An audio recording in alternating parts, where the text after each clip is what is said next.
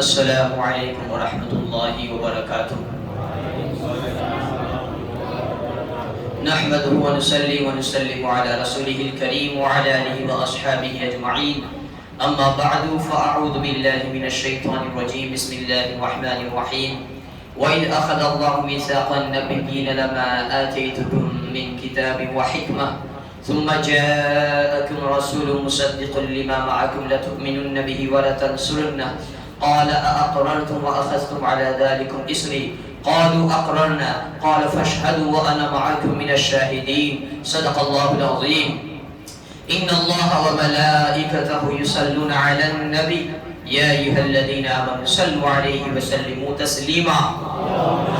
صل على سيدنا مولانا محمد وعلى آل سيدنا محمد وبارك وسلم صلاة وسلام عليك يا رسول الله صلی اللہ تعالی علیہ وسلم۔ حضور کی سیرت کے حوالے سے آپ کے آبا و اجداد کا ذکر کرتے ہوئے ہم حضرت عبداللہ، حضرت آمنہ رضی اللہ تعالی عنہما کے ذکر تک پہنچے۔ ان کے تعلق سے تفصیل آپ نے سماعت کیا۔ اس کے بعد اس سلسلے کو جب ہم آگے بڑھاتے ہیں تو ساتھ ہی ساتھ برکتاً حضور کے نسب پاک کا اور ذکر کر لیں، اس لیے کہ آج میں اللہ کے رسول صلی اللہ علیہ وسلم کا شکم مادر میں آنا اور اس کے برکات کا ظاہر ہونا اور حضور کی ولادت کا ذکر کریں گے تو آپ کی ولادت کے ذکر سے قبل برکتاً ان نفوس قدسیہ کا بھی ذکر کر لے جو اللہ کے رسول صلی اللہ علیہ وسلم کے نور کے امین رہے، اپنے اپنے وقت میں جن کو اللہ تبارک و تعالیٰ نے اس نور کے لیے محافظ بنایا۔ تو جب ہم ذکر کرتے ہیں اللہ کے رسول صلی اللہ علیہ وسلم کا، آپ کا نام نامی اسم گرامی محمد ہے، اور یہ سلسلہ جب آگے بڑھتا ہے تو آپ کے والد کا نام حضرت عبداللہ، ان کے والد کا نام حضرت عبد المطلب، ان کے والد کا نام حضرت ہاشم، ان کے والد کا نام عبد مناف، ان کے والد کا نام قصی، ان کے والد کا نام کلاب، ان کے والد کا نام مرہ، ان کے والد کا نام کعب، ان کے والد کا نام لؤی، ان کے والد کا نام غالب، ان کے والد کا نام فہر، ان کے والد کا نام مالک، ان کے والد کا نام نضر، ان کے والد کا نام کنانہ، ان کے والد کا نام خزیمہ، ان کے والد کا نام مدرکہ، ان کے والد کا نام یاس، ان کے والد کا نام مصر، ان کے والد کا نام نثار، ان کے والد کا نام معد، اور ان کے والد کا نام عدنان۔ بخاری جلد اول بابو مبعث نبی میں اللہ کے رسول صلی اللہ علیہ وسلم کو شمار کرتے ہوئے آپ کی 22 پشتوں کا ذکر ہے، تو مختصر ان کا ہم نے ذکر کیا۔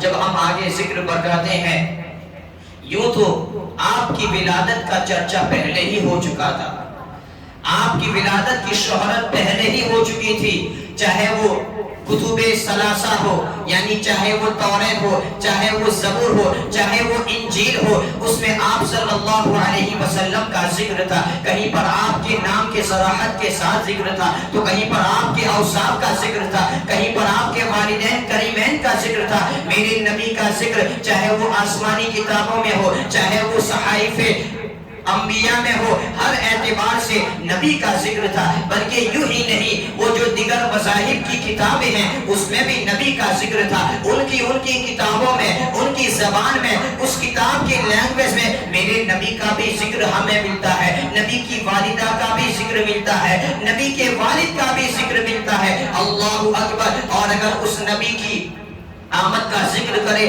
تو سب سے پہلے نبی کی آمد کا ذکر اللہ تبارک و تعالی نے کیا ہے۔ آپ جو میلاد کی بات کر رہے ہیں، سب سے پہلے حضور کی میلاد کا جلسہ اللہ تبارک و تعالی نے قائم فرمایا۔ سب سے پہلے میلاد مصطفیٰ کے جلسے کو قائم فرماتے ہوئے اللہ تبارک و تعالی نے حضور کی ولادت کے موقع پر اللہ تبارک و تعالی نے خطاب فرمایا، تو وہ جلسہ منعقد کرنے والا اللہ تبارک و تعالی ہے، اس میں خطاب فرمانے والا اللہ تبارک و تعالی ہے، لیکن سامعین کون تھے؟ انبیاء اور مرسلین، وہ حاضرین مجلس تھے۔ تو اللہ تبارک و تعالی فرماتا ہے، میں جو عرض کر رہا تھا حضور کی ولادت کا چرچا کب سے تھا، ان کی شہرت کب سے، تو اللہ تبارک و تعالی فرماتا ہے وَإِذْ أَخَذَ اللَّهُ مِيثَاقَ النَّبِيِّينَ، اے گروہ انبیاء، اے نبیوں کی جماعت، میں تم سے مضبوط وعدہ لے رہا ہوں لما آتیتکم من کتاب و حکمہ، جب میں نے تم کو کتاب و حکمت دی، میں نے تم کو نبی و رسول بنایا.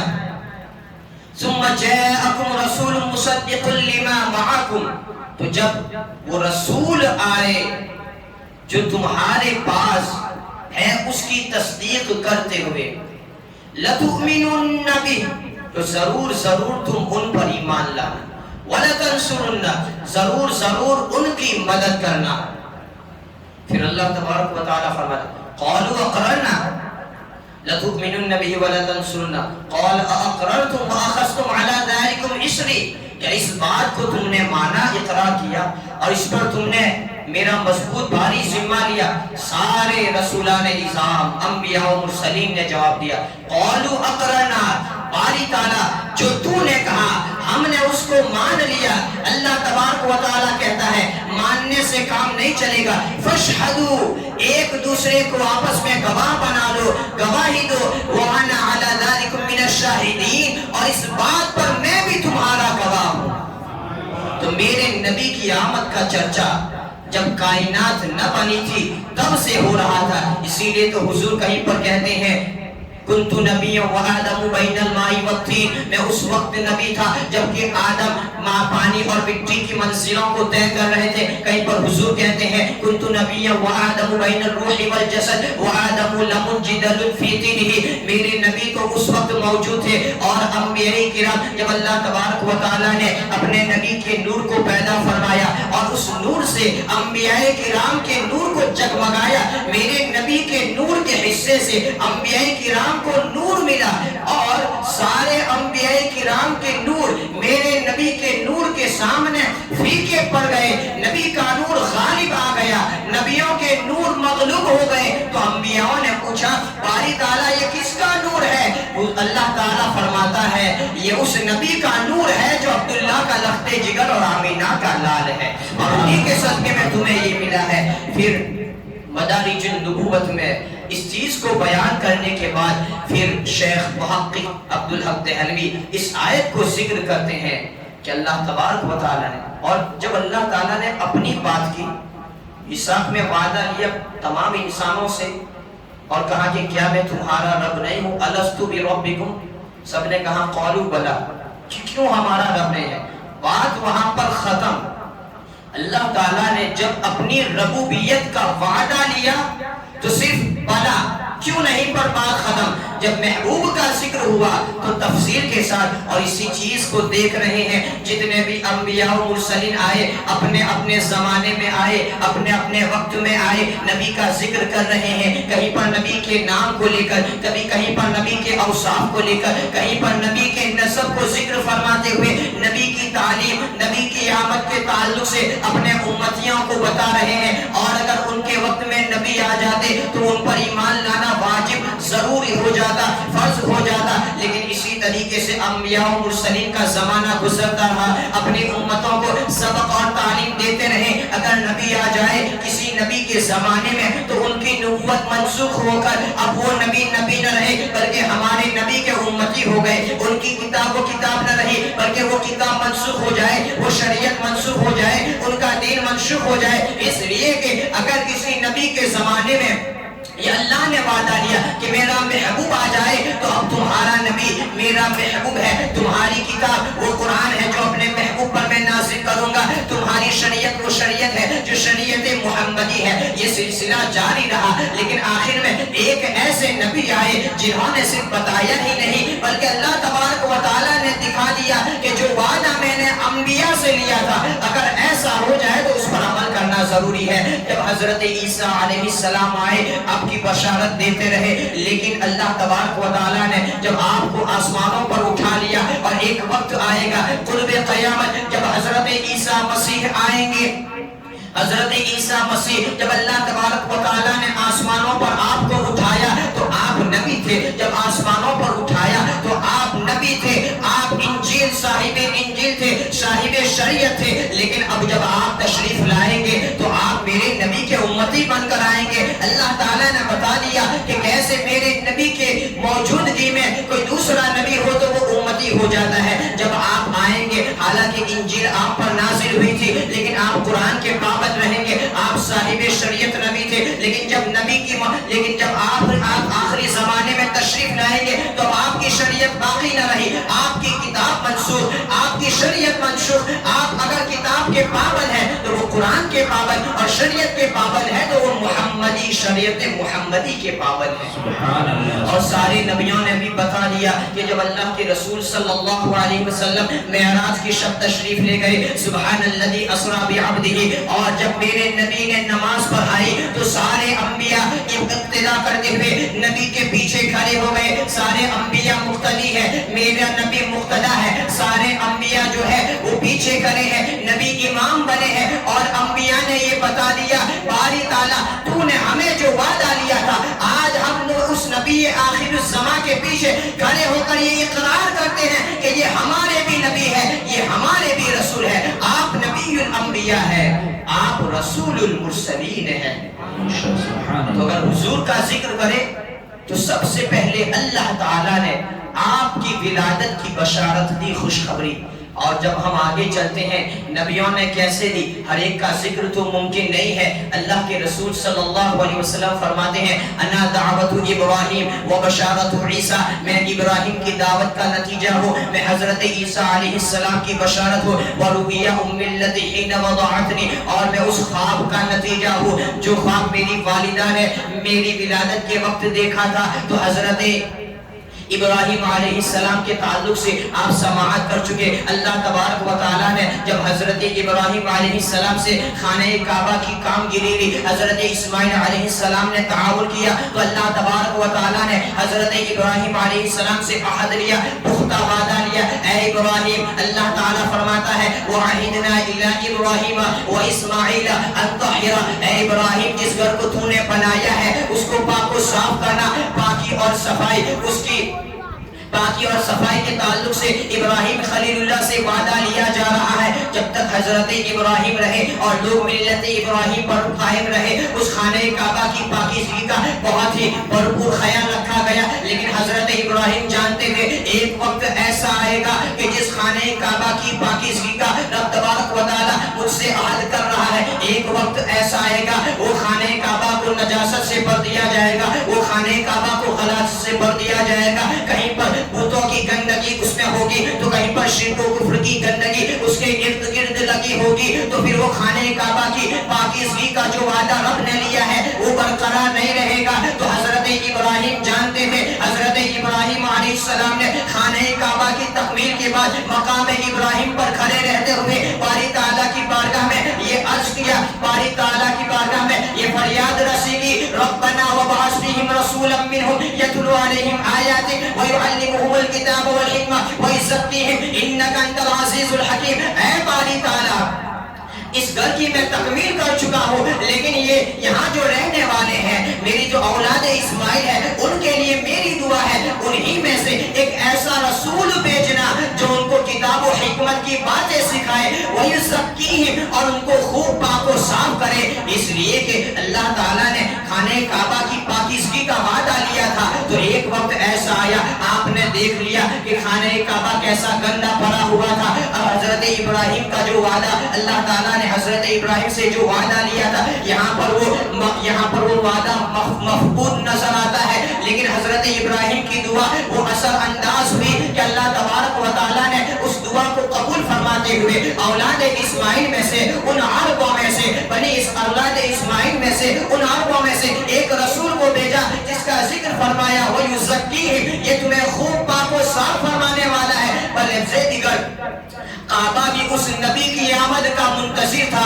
جو کعبے کو بتوں سے چھڑانے والے تھے۔ تو اللہ حضرت ابراہیم علیہ السلام نے اس طریقے سے اس نبی کی آمد کا ذکر کر دیا، اور پھر آپ نے انشاءاللہ واقعات میں آپ سماعت کریں گے۔ آؤ حضرت عیسیٰ مسیح کی بارگاہ میں حضرت عیسیٰ مسیح نبوت و رسالت کی ایک ایسی کڑی ہے کہ ان کے بعد اگر کوئی نبی آئے تو وہ آخری نبی آئے۔ حضرت عیسیٰ علیہ السلام اپنے امتیوں کو اپنے حواریین کو یہ تعلیم دے رہے ہیں، اس لیے کہ اب جو ہے وہ بالکل وقت قریب ہے، اب میرے بعد نہ کوئی نبی آنے والا ہے، میرے بعد کوئی رسول آنے والا ہے، اب اگر کوئی آئے گا تو وہ نبی آخر الزماں ہوگا۔ تو حضرت عیسیٰ علیہ السلام کہتے ہیں وَمُبَشِّرًا بِرَسُولٍ يَأْتِي مِن بَعْدِ اسْمُهُ أَحْمَدُ، میں تمہیں ایک ایسے نبی کی خوشخبری سناتا ہوں جس کا نام احمد ہوگا۔ سبحان اللہ۔ حضرت ابراہیم نے صرف رسول کا نام لیا، رسول کہا، حضرت عیسیٰ کہہ رہے ہیں اس کا نام احمد ہوگا۔ وَمُبَشِّرًا بِرَسُولٍ يَأْتِي مِن بَعْدِ اسْمُهُ أَحْمَدُ، تو آج اسی نبی کی ولادت کا ذکر کریں گے، اسی نبی کی ولادت کا چرچا کریں گے۔ اللہ اکبر۔ اللہ تبارک و تعالیٰ نے آپ کی ولادت کے لیے جن پاکیزہ اور وہ نفوس قدسیہ کا انتخاب فرمایا تھا، حضرت عبداللہ کا ذکر کریں تو تقوی اور طہارت، عفت و پارسائی میں بے مثال ہے۔ حضرت آمینہ کا ذکر کریں تو تقوی اور طہارت، عفت و پارسائی میں بے مثال ہے۔ ایک دو ایسے اشخاص کا، مرد عورت کا اللہ تبارک و تعالیٰ نے انتخاب فرمایا، حضرت عبداللہ اور حضرت آمینہ کا، اور میرے نبی کے ذکر کو اللہ تعالیٰ نے کیسے محفوظ کر لیا۔ میں کل عرض کر چکا ہوں کہ حضور کے تعلق سے ہر چیز کو اللہ تعالیٰ نے محفوظ کیا۔ تو جب حضرت عبداللہ اور حضرت آمینہ کے ذریعے حضور کی ولادت کے ظاہری اسباب نظر آنے لگے تو وہ نور نبی حضرت عبداللہ سے منتقل ہو کر شکم آمینہ میں کب گیا، وہ دن کو بھی اللہ تعالیٰ نے محفوظ کر لیا۔ شیخ محقق کہتے ہیں کہ اللہ کے رسول صلی اللہ علیہ وسلم کا نور مبارک شکم آمینہ میں جس دن آیا، وہ دن جمعہ کا تھا، وہ شب جمعہ تھی، اور جو ایام تھے وہ حج کے ایام تھے، ایام تشریق تھے، دن ایام تشریق حج کے ایام، اور وہ اگر شب تھی تو وہ شب جمعہ تھی۔ تو حضور کا نور مبارک بتقاضۂ بشری حضرت عبداللہ سے منتقل ہو کر نطفے کی شکل میں شکم آمینہ میں آیا، تو وہ شب جمعہ تھی۔ آؤ شب جمعہ کی فضیلت اس سبب سے حضرت امام احمد بن حنبل غوث پاک کے بھی امام بیان کرتے ہیں کہ شب جمعہ شب قدر سے بھی افضل ہے۔ شب جمعہ شب قدر سے بھی افضل ہے، اس لیے کہ اس شب جمعہ میں اللہ تبارک و تعالیٰ نے تمام عالم پر اور مسلمانوں پر جو انوار و تجلیات، جو برکات و انعام کا نزول فرمایا، وہ انعامات کا نزول نہ اب تک ہوا نہ ابد تک ہونے والا ہے۔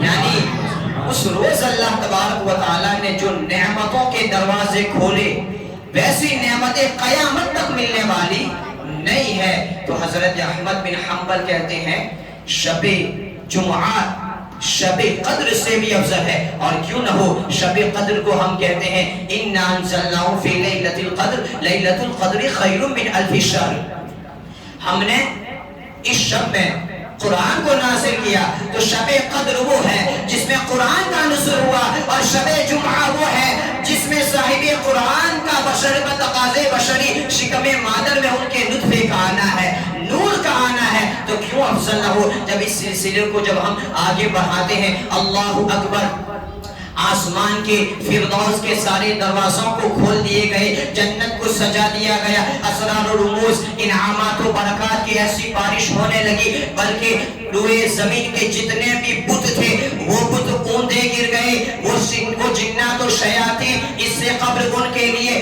آسمانوں پر جانے کے دروازے کھلے تھے۔ یہ میرے نبی کا کرم ہے کہ جیسے ہی آپ ابھی تو شکم مادر میں ہے، اللہ تبارک و تعالیٰ نے ان شیاطین اور جنات کے لیے آسمان کے دروازے بند ہو گئے، اب وہ اوپر نہیں جا سکتے ہیں، بلکہ اللہ تبارک و تعالیٰ نے وہ جانوروں کو ایسی فصیح و بلیغ زبان عطا فرمائی کہ جانور اپنی زبان میں فصاحت کے ساتھ ایک دوسرے کو مبارکبادیاں پیش کر رہے ہیں کہ آج دو عالم کا بادشاہ شکم مادر میں ہے۔ یہاں تک کہ مشرق کے پرندوں نے مغرب کے پرندوں کو خوشخبری دی، چوپائی ہے، بہائم ہے، جانور ہے، وہ حضور کی آمد کا ذکر کرتے ہوئے ایک دوسرے کو مبارکبادی پیش کر رہے ہیں۔ تو ہم تو غلام مصطفیٰ ہیں، ہم کیوں نہ حضور کی جشن کے، حضور کی ولادت کی مبارک مبارکبادی ایک دوسرے کو پیش نہ کرے. واقعی میں حضور کی ولادت کی مبارکبادی پیش کرنا منع ہوتا تو وہ جانور ایک دوسرے کو مبارکبادی کیوں دے رہے تھے. بہرحال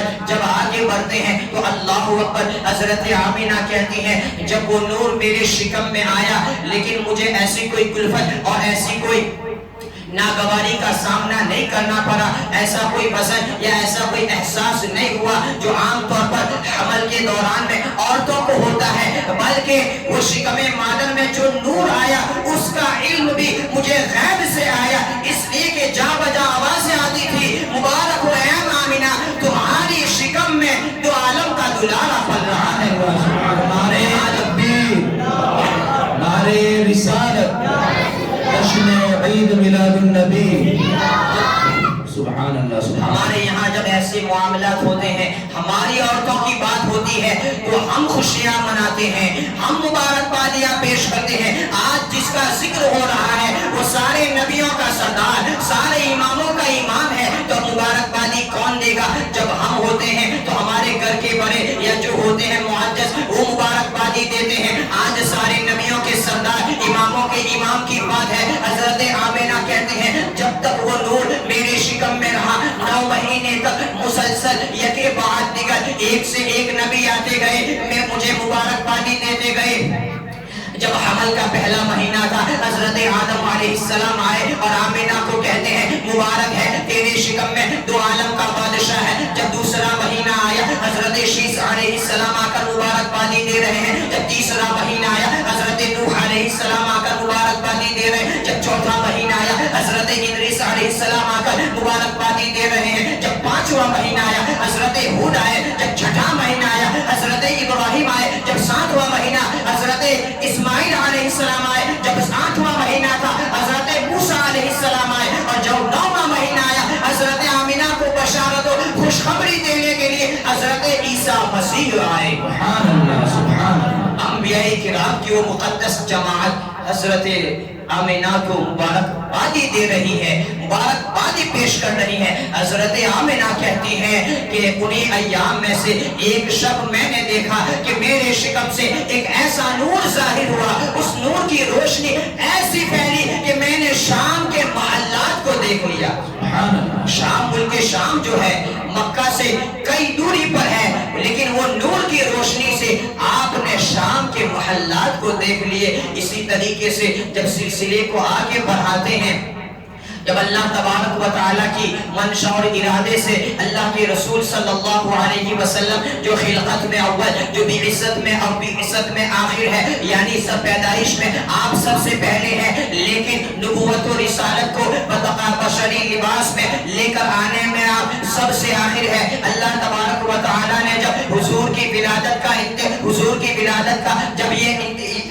ولادت کا ایسا انتظام فرمایا, اور جو وہ ایام اور مہینے پورے ہوتے ہیں, اللہ کے رسول صلی اللہ علیہ وسلم جب اس دنیا میں آپ اپنے نور کو لے کر دنیا کو نورانی بنانے کے لیے, ظلمت و تاریکی کو دور کرنے کے لیے, اندھیرے کو ہٹانے کے لیے جب آپ تشریف لاتے ہیں تو وہ عالم کیسا عالم تھا. جا بجا خوشخبریاں, جا بجا ایک دوسرے پہچان رہے ہیں, جانور پہچان رہے ہیں, بت گر رہے ہیں. یہاں تک کہ ایک یہودی جو مکے میں تھا, حضرت عائشہ صدیقہ رضی اللہ تعالی عنہ بیان کرتی ہیں کہ جب حضور کی ولادت ہوئی تو ایک یہودی نے کہا کہ کیا تمہارے یہاں قریش کے یہاں کسی بچے کی پیدائش ہوئی ہے؟ پتا چلا کہ آمینہ کے یہاں, عبد المطلب کے یہاں پوتے کی ولادت ہوئی ہے. تو وہ یہودی کہتا ہے مجھے لے چلو, میں دیکھنا چاہتا ہوں. جب وہ یہودی آتا ہے تو اللہ کے رسول صلی اللہ علیہ وسلم کو دیکھ کر ان کی پشت مبارک پر جب وہ مہر نبوت دیکھتا ہے تو وہ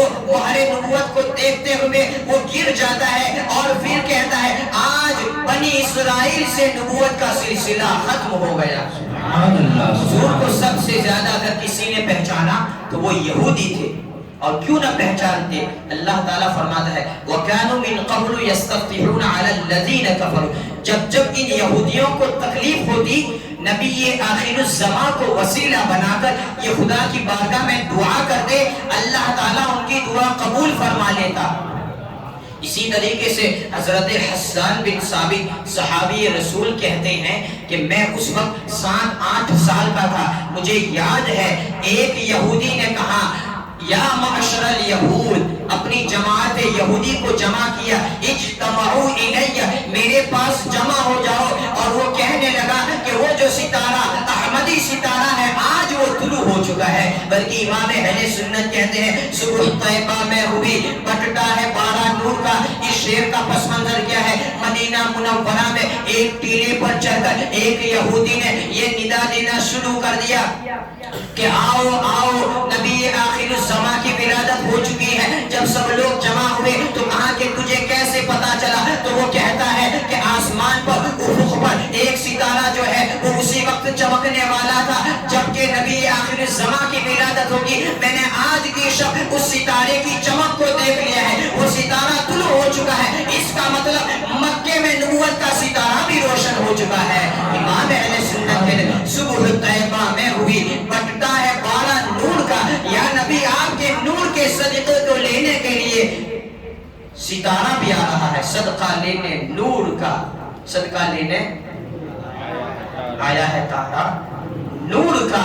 وہ نبوت کا آفتاب مکے میں طلوع ہو رہا ہے، لیکن اس کی خبر مدینے میں پہنچ رہی ہے، مدینے میں لوگ آگاہ ہو رہے ہیں۔ اللہ اکبر۔ حضرت آمینہ کہتی ہے کہ حضور کی ولادت کے وقت رأیتو ثلاثۃ اعلام مضروبہ، میں 3 جھنڈوں کو منصوب دیکھا، یعنی 3 جھنڈے گاڑے ہوئے میں نے دیکھا، علماً فی المشرق وعلماً فی المغرب وعلماً علی ظہر الکعبہ۔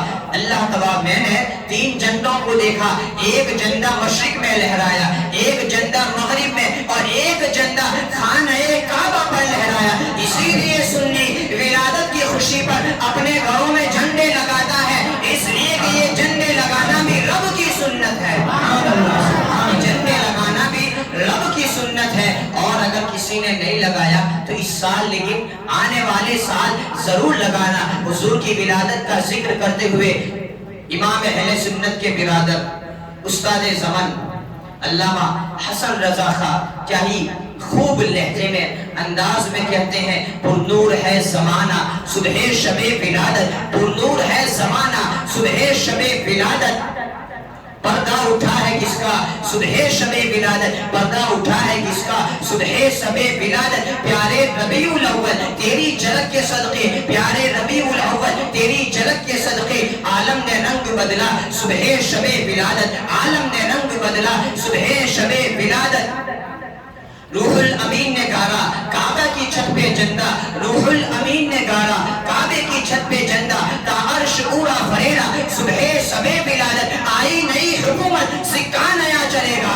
اب جو حکومت آ رہی ہے وہ نئی ہے، جو سکہ ہے وہ نیا ہے۔ اب اگر کسی کی حکومت ہوگی تو وہ ہمارے نبی کی حکومت، کسی کا سکہ چلے گا تو ہمارے نبی کا سکہ چلے گا، کسی کی بادشاہت چلے گی تو وہ ہمارے نبی کی، کسی کی تاجداری چلے گی تو وہ ہمارے نبی کی، بلکہ پورا عالم زمانہ جو ظلم و تاریکی کی گردشوں میں پھنسا ہوا تھا، میرے نبی کا نور سب کو دور کرنے والا ہے۔ علامہ حسن رضا خان کہتے ہیں، آئی نئی حکومت، سکہ نیا چلے گا، آئی نئی حکومت، سکہ نیا چلے گا۔ عالم نے رنگ بدلا، عالم نے رنگ بدلا صبح شب ولادت۔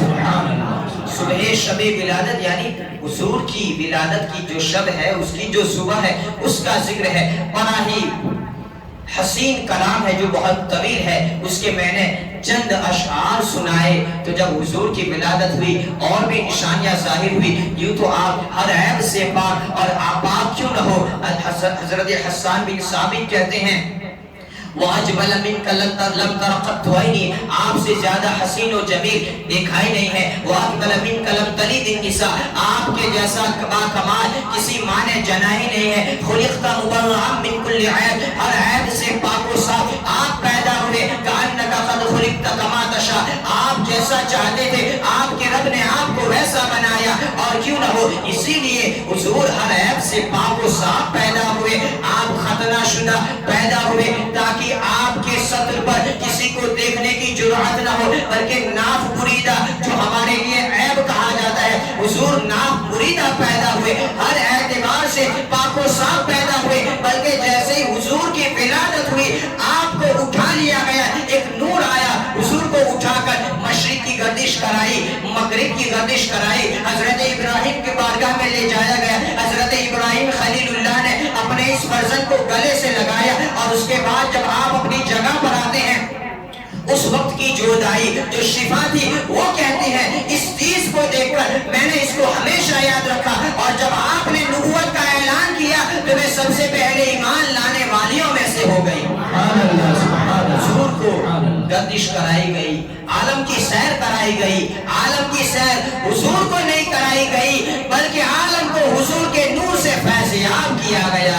یہی نہیں، وہ کسرا کا جو محل ہے ان کے بادشاہوں کو اپنے محل پر بڑا ناز تھا، بڑا فخر تھا، جن کی بادشاہی برسوں سے چل رہی تھی۔ حضور کی ولادت کے موقع پر وہ کسرا کے محل میں ایسا زلزلہ آیا جس کے جو بیم تھے وہ 14 بیم گر گئے، یہاں تک کہ ایران میں برسوں سے جو آگ جل رہی تھی اور مجوسی آگ پرست آتش پرست اس کی پوجا کر رہے تھے، 1000 سال سے جلنے والی وہ آگ جو ایک لمحے کے لیے بجھے نہ، حضور کی ولادت جب ہوئی اس کا اثر یہ ہوا کہ 1000 سال سے روشن ہونے والی وہ آگ جل گئی، وہ آگ بجھ گئی۔ کاہنوں نے بتایا اب تمہاری بادشاہت ختم ہونے والی ہے، اب تمہاری حکومت ختم ہونے والی ہے۔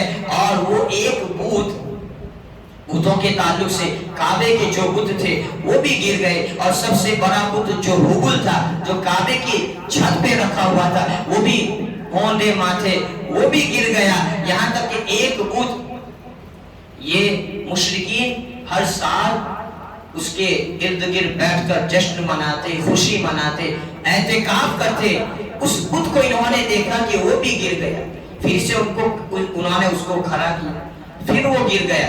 اسی طرح یک بار، دو بار، سہ بار، بار بار جب گر جاتا تھا تو بالآخر اس بت کو انہوں نے رسی سے باندھ دیا، تو اس بت سے اندر سے آواز آئی کہ اب بتوں کو گرانے والا آ گیا ہے۔ امام اہل سنت کہتے ہیں تیری آمد تھی کہ بیت اللہ مجرے کو جھکا، ارے میرے نبی کی آمد میں خود خانہ کعبہ آپ کی بارگاہ میں جھک رہا ہے، تیری آمد تھی کہ بیت اللہ مجرے کو جھکا، تیری حیبت تھی کہ ہر بت تھر تھرا کر گر گیا، تیری حیبت تھی کہ ہر بت تھر تھرا کر گر گیا۔ اور حضرت عبد المطلب اس وقت حرم شریف میں تھے، اور جب پوتے کی ولادت کی خوشی ملتی ہے، حضرت عبد المطلب کہتے ہیں اس وقت میں نے خانہ کعبہ کو دیکھا، وہ خانہ کعبہ مقام ابراہیم کی طرف جھکا ہوا تھا، اور خانہ کعبہ کے لگولگ جس دشا میں مقام ابراہیم ہے اسی دشا میں نبی کا وہ مقدس مکان ہے جہاں پر آپ کی ولادت ہوئی تھی، تو وہ خانہ کعبہ مقام ابراہیم کی طرف نہیں بلکہ نبی کی طرف وہ جھک رہا تھا۔ حضرت عبد المطلب کہتے ہیں وہ خانہ کعبہ جھکا ہوا تھا، اور کہتے ہیں میں نے آواز سنی، خانہ کعبہ سے یہ آواز آئی، اللہ اکبر اللہ اکبر رب محمد المصطفیٰ الآن قد طہرنی من اجناس الاوثان و ارجاس المشرکین۔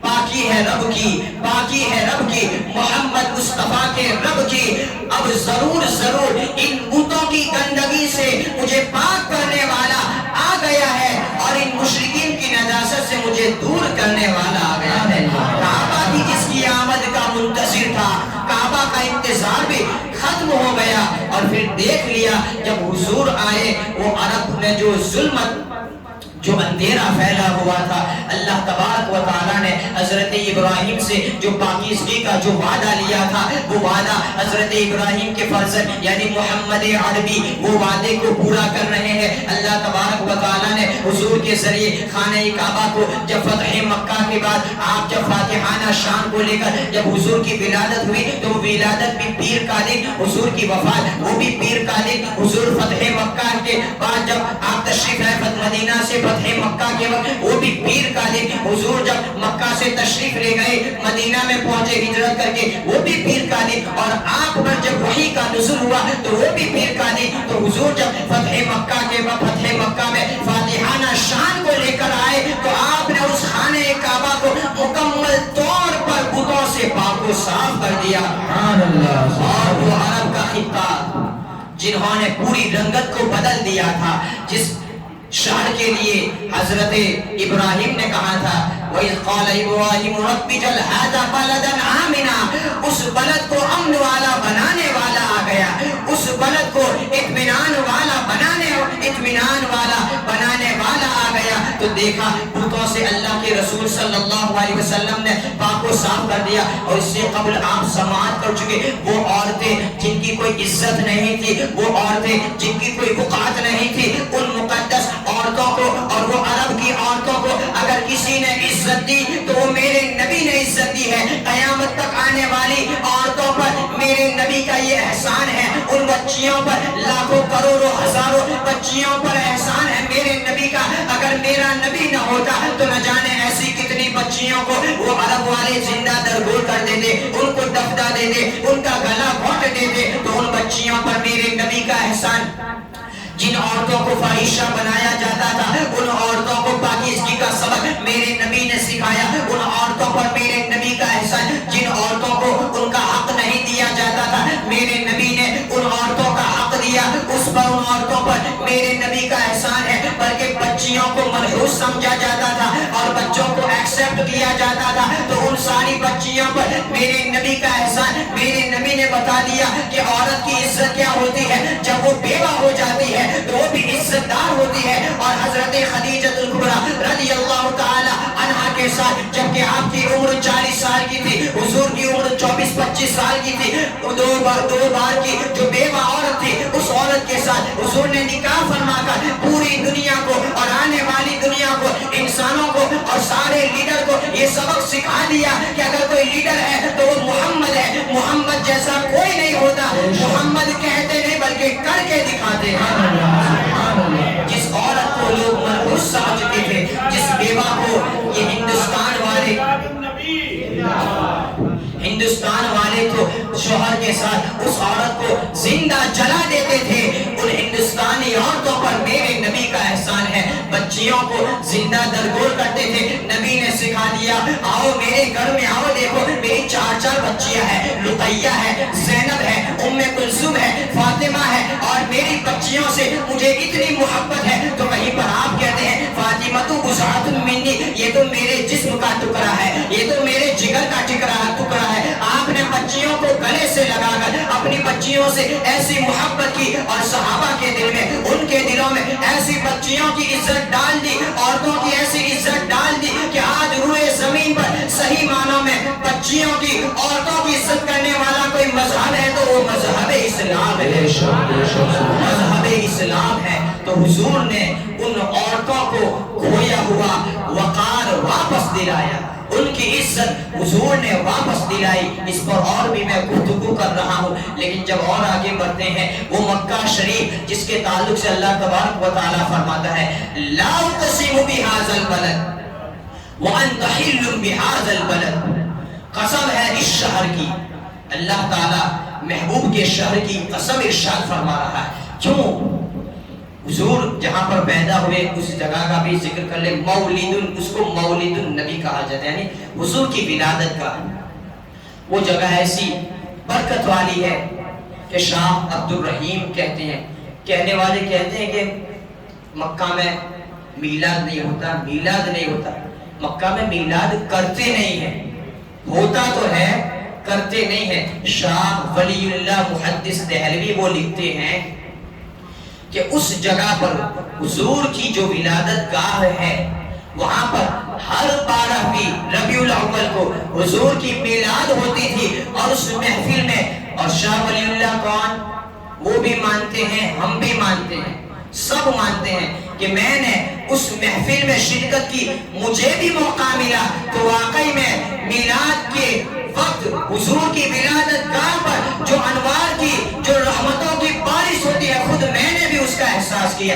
بلکہ ایک وقت تھا کہ حضور کے ولادت کا اس جگہ سے میلاد کے موقع پر جلوس نکلتا تھا اور وہ جلوس خانے کعبہ میں پہنچتا تھا اور اس کو پھر اس گھر کی تبدیلی ہوتی گئی، کہیں مسجد بنی اور چیز بنی، اس طریقے سے ہمیشہ کے لیے وہ جگہ عزت والی رہی، قیامت تک عزت والی رہے گی۔ لیکن آج وہ نجدی حکومت نے میرے نبی سے وابستہ وہ مقدس وہ پاکیزہ روئے زمین کے اس ٹکڑے کو انہوں نے ایک مکتب میں بدل دیا، یعنی لائبریری میں، جو کہ ہمیشہ مقفل رہتی ہے، بند رہتی ہے۔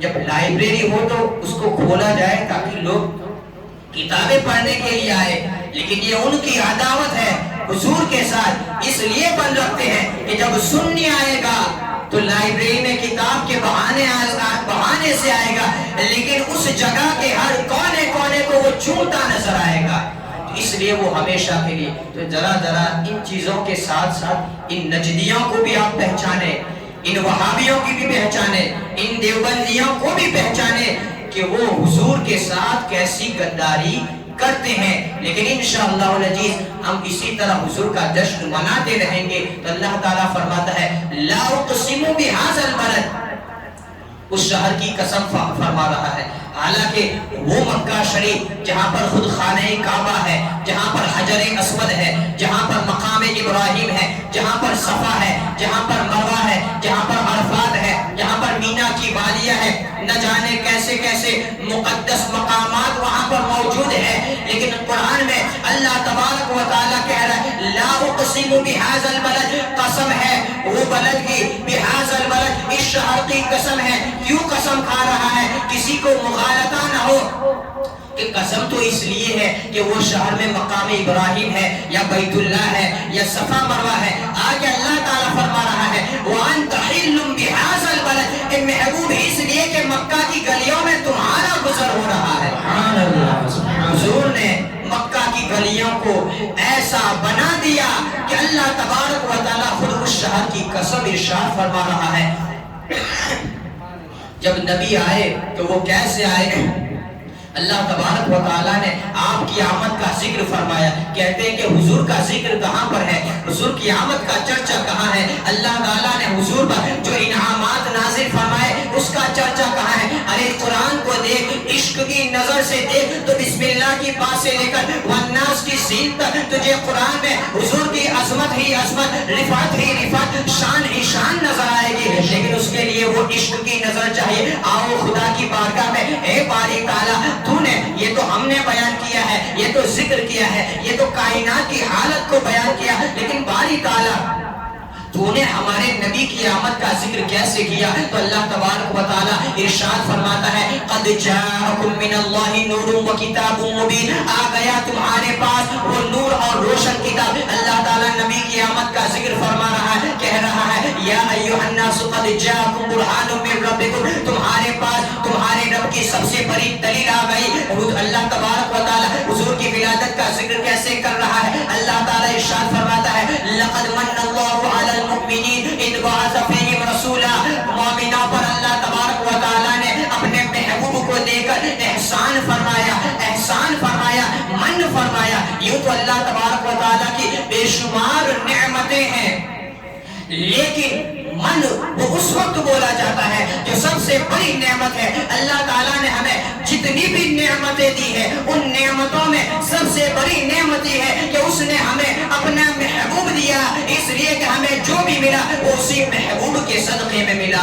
اللہ تعالیٰ فرماتا ہے میلاد کا ذکر کر رہا ہے لقد من اللہ علی المؤمنین اذ بعث فیہم رسولا من انفسہم یتلو علیہم آیاتہ ویزکیہم ویعلمہم الکتاب والحکمہ، کیوں وَإِن كَانُوا من قبل لفی ضلال مبین، یہ محبوب تمہارے لیے احسان اس لیے ہے کہ اس سے پہلے تم گمراہی کی زندگی گزار رہے تھے، اس سے پہلے تم گمراہی کی زندگی گزار رہے تھے۔ آؤ اس خدا کی بارگاہ میں، اے خدا جب تم میلاد کا ذکر کرتا ہے، نبی کی آمد کا ذکر کرتا ہے تو اپنے محبوب کے ساتھ کیسی بات کرتا ہے؟ تو اللہ تبارک و تعالی محبوب کو ارشاد فرماتا ہے کہ اِنَّا أَرْسَلْنَاكَ بِالْحَقِّ بَشِيرًا وَنَذِيرًا، اے محبوب ہم نے آپ کو حق کے ساتھ بشیر خوشخبری سناتا ہوا اور ڈراتا ہوا لوگوں کے لیے بھیجا۔ اللہ تبارک و تعالیٰ محبوب کو کہتا ہے اِنَّا أَرْسَلْنَاكَ، اِنَّا أَرْسَلْنَا، ہم نے بھیجا کا آپ کو۔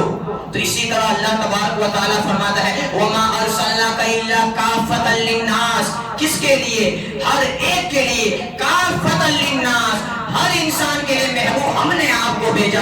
اللہ تبارک و تعالیٰ فرماتا ہے میرے محبوب میں نے آپ کو کیسا بھیجا؟ یا ایھا النبی، اے نبی، انا ارسلناک، ہم نے تمہیں بھیجا شاہدا و مبشرا و نذیرا، ہم نے آپ کو شاہد بنا کر بھیجا، ہم نے آپ کو مبشر بنا کر بھیجا، ہم نے آپ کو نذیر بنا کر بھیجا، وداعیا الی اللہ باذنہ، اور میرے اپنے اذن سے میری طرف لوگوں کو بلاتے ہوئے بھیجا، وداعیا الی اللہ باذنہ وسراجا منیرا، ہم نے آپ کو روشن بنا کر بھیجا، روشن چاند کی طرف بھیجا۔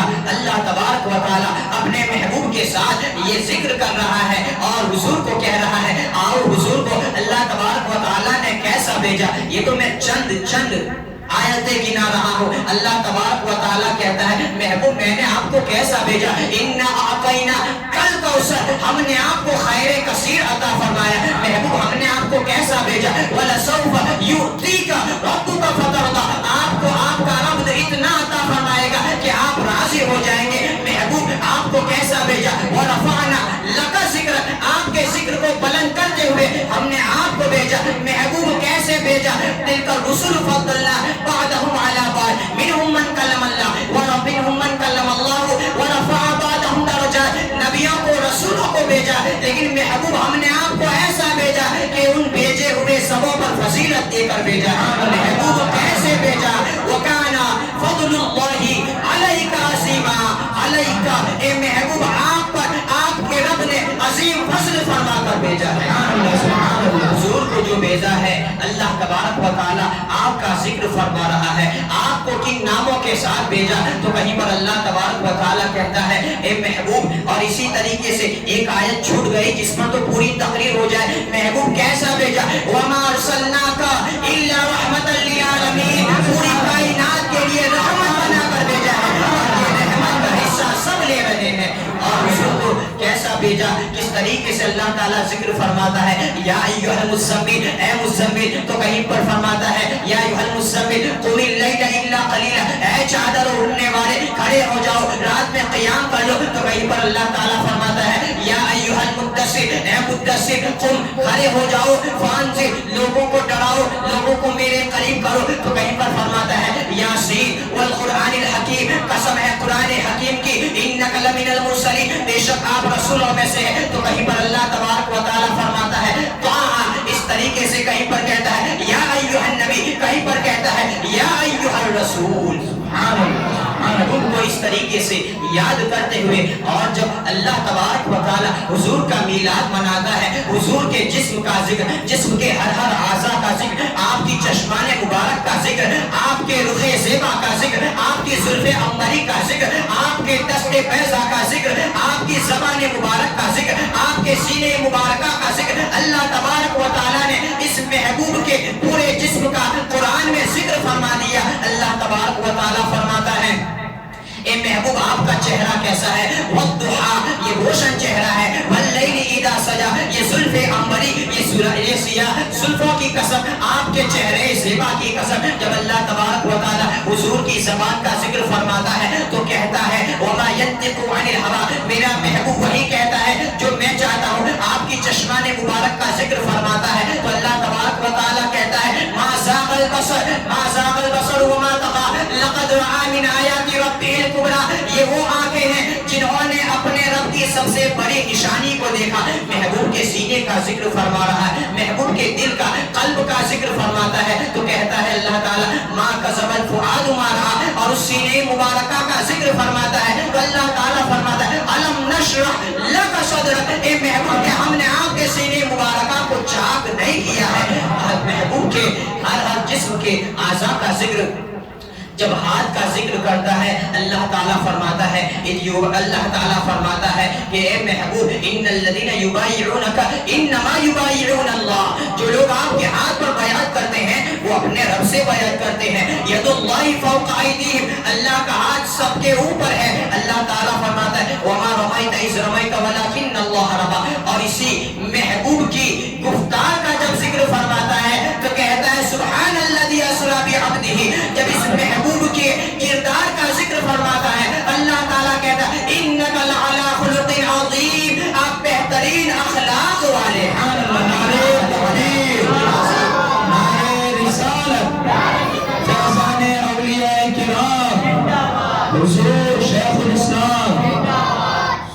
जश्न मिलाद मुस्तफा, हुजूर की हर अदा का जिक्र सब कुछ बयान करने के बाद अल्लाह ताला फरमाता है महबूब इन्नका लअला खुलुक़िन अज़ीम, आपके जैसे अखलाक किसी के हो ही नहीं सकते हैं। और फिर आखिर में कहता है महबूब मैं तुम्हारी आंखों का जिक्र करूं, मैं तुम्हारे लबहाए मुबारका का जिक्र करूं, वो जुल्फ़े अंबरी का जिक्र करूं, वो दस्ते पैसा का जिक्र करूं, महबूब मैं किस किस का जिक्र करूं। बल्कि अल्लाह ताला ने मुहर लगा दी लअम्रुका इन्नहुम लफ़ी सकरतिहिम यअमहून। ए महबूब आपकी पूरी जिंदगी की कसम, आपकी पूरी जिंदगी की कसम।